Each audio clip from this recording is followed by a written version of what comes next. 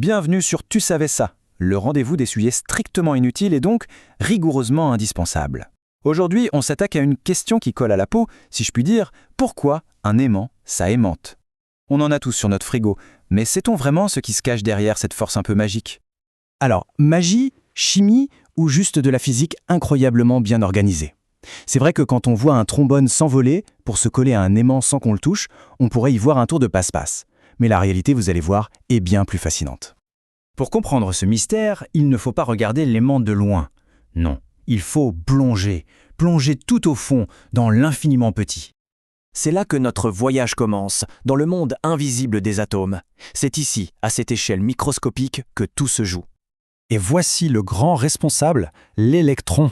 Il faut s'imaginer que chaque électron qui gravite autour de son noyau d'atome se comporte en fait comme une toupie minuscule, un aimant microscopique avec son propre pôle nord et son propre pôle sud.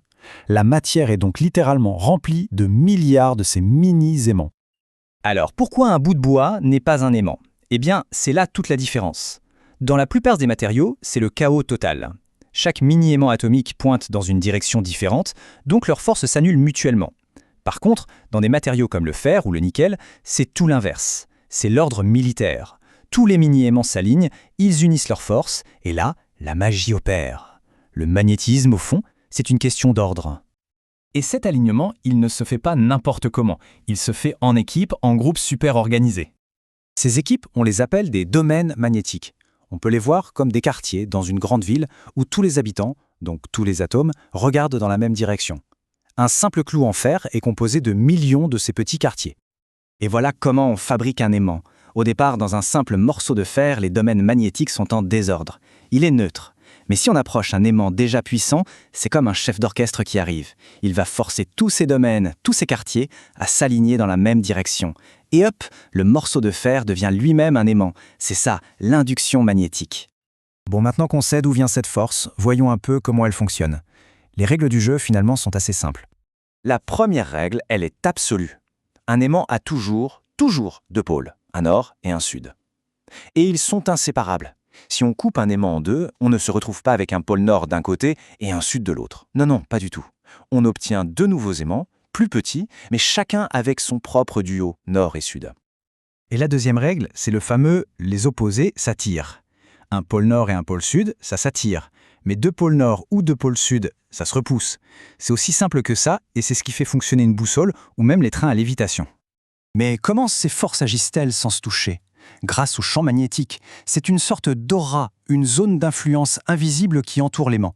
On peut d'ailleurs la voir en saupoudrant de la limaille de fer sur une feuille posée sur un aimant. Les grains de fer vont alors dessiner de superbes lignes de force entre les deux pôles. Mais attention, tous les aimants ne sont pas logés à la même enseigne. Il existe en fait plusieurs grandes familles. On a d'abord les aimants naturels, comme la magnétite, une roche qu'on trouve déjà aimantée dans la nature.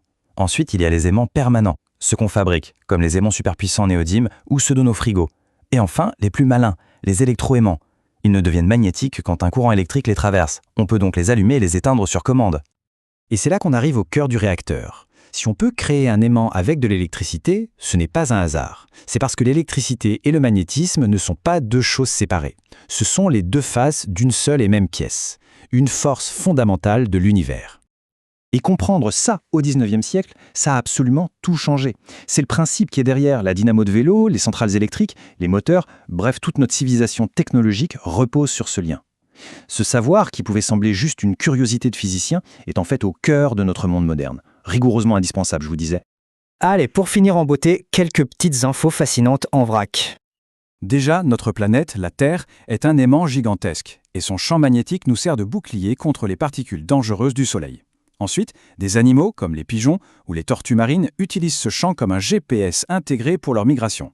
D'ailleurs, ce GPS est un peu capricieux, le pôle nord magnétique est en train de déménager à toute vitesse vers la Sibérie. Et enfin, sachez que la chaleur est l'ennemi juré des aimants. Si on chauffe un aimant, on remet le chaos dans ses atomes et il perd tout son pouvoir. Voilà, en partant d'un simple petit objet collé sur un frigo, on a voyagé jusqu'à l'une des forces fondamentales qui régissent notre univers. Un aimant, ce n'est pas juste un gadget, c'est un petit morceau d'ordre atomique devenu visible, une parcelle de physique fondamentale, juste là, à portée de main. À bientôt pour un nouveau sujet.